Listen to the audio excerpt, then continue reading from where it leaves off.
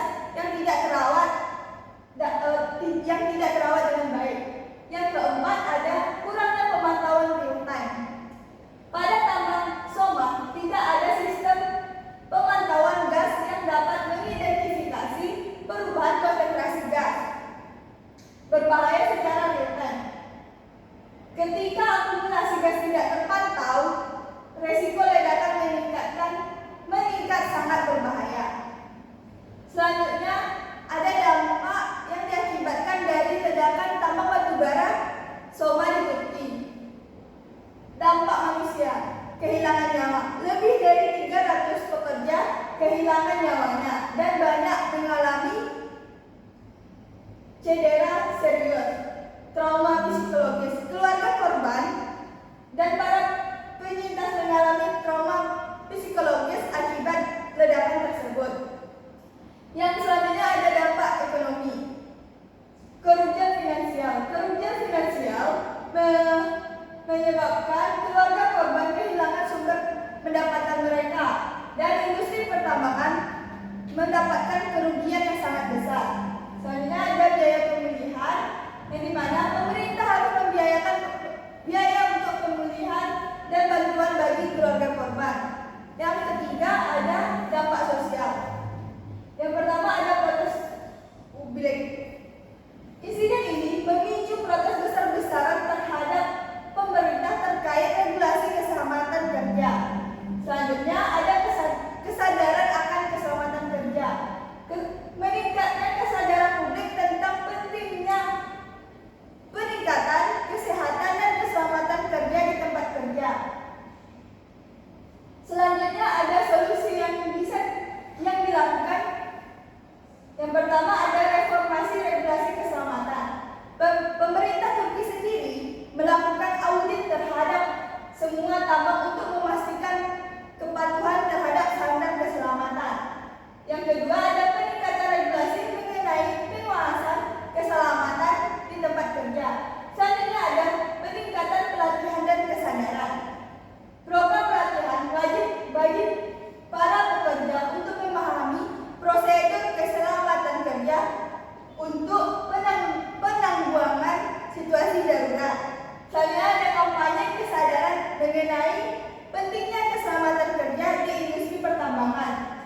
Lalu yang terakhir ada solusi dari penegakan hukum. Penuntutan terhadap manajemen tambang yang bertanggung jawab atas kelalaian dan pelanggaran keselamatan. Selanjutnya ada pemberian sanksi kepada perusahaan yang tidak memenuhi standar keselamatan.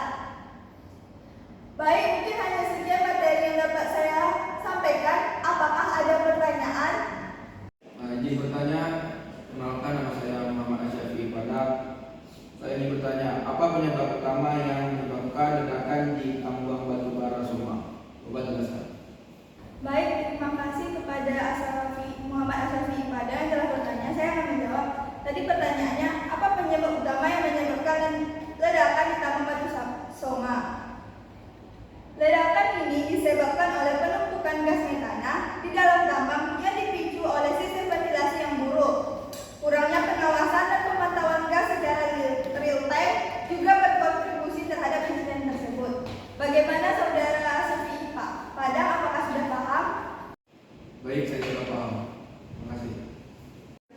Assalamualaikum warahmatullahi wabarakatuh. Perkenalkan, saya Sini Sofika Sari ingin bertanya, apa dampak dari ledakan ini terhadap masyarakat lokal?